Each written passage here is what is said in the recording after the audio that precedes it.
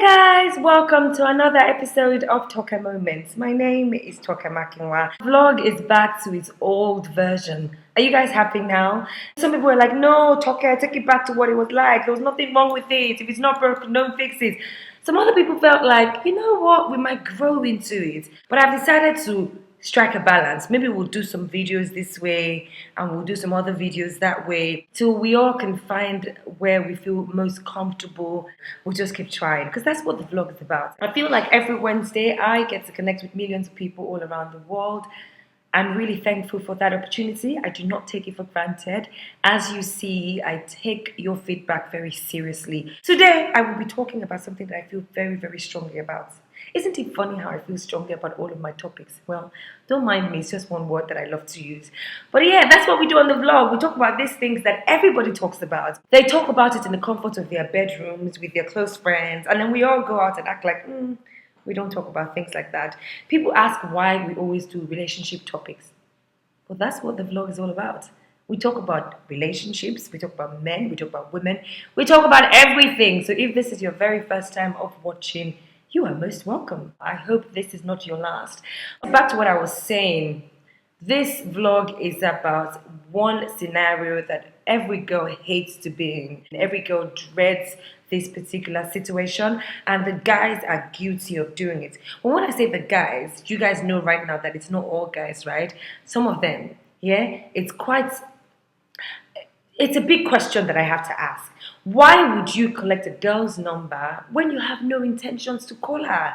It's just not worth it. I don't know why guys do that. Sometimes, is it that you guys are just mean? Do you just collect the numbers for collecting sake? Is it a bragging right thing? Is it I went home this night and I had 6 numbers? Is that what it is? Because I don't understand. Sometimes we as females, you meet this particular guy and you feel like you guys had the best conversation ever. And in your head, you're thinking, wow, this is definitely someone that I would like to talk to again. I mean, duh, you don't give your number out like that. Say maybe you went to like a restaurant or you went to like a party or like a walk do and you meet this guy and you guys just hit it off. And, it's almost like this conversation was quite exciting. And just like that, the guy goes, oh, I would really like to have a chat with you again, or I'd like to see you again, or can I get your number, please? And you feel, of course, this is some guy that I want to talk to. Mentally, his head is there. Physically, he's a sight to behold. We can't talk about spiritually yet because that's the first time you're meeting the guy. But, he ticks almost all the boxes. And you're like, yeah, why not? I really, really love to talk to this guy again. And then you give your number, half excited at the thought of him calling you again, going on a date, chatting into the night, getting to know each other better. And you walk away feeling like, could this be the one? You smile more. When you get home that evening, you're like washing your face in smiles and just picturing the guy's face and remembering things you guys said to each other in the conversation. And you're thinking, maybe he'll text tonight to see if I got home okay. Okay, he did not text. That's not bad enough. Let me not show him crazy. Fine, he just met me. Maybe he thinks it will be a bit too desperate for me to text her. Let's see tomorrow morning. Tomorrow morning, no text comes in. Afternoon, no phone call comes in. Evening is almost like, I could have sworn I met a guy yesterday. Did I imagine all that conversation in my head? Was it just me? Didn't he say that? Didn't he say he would like to see me again? And if you'd like to see me again, one will think that as I'm walking away, you'd love to watch my behind as I leave. Not only that, you'd love to text me to find out if I got home okay.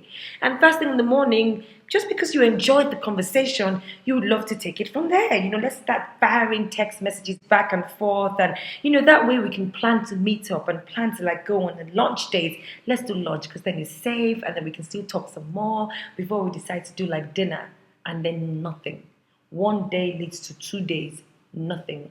3 days, nothing.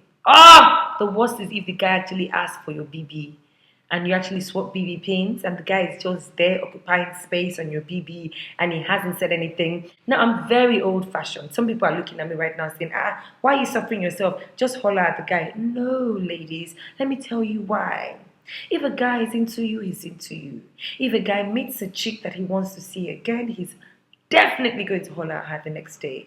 If a guy felt like you left a lasting impression on him, as you're walking out that door, Trust me, 2 hours later, you're probably getting a text saying, "Hi, this is my number, save it. It was really lovely chatting with you. I'll call you tomorrow." So, why should you now pick up your hand and call the guy?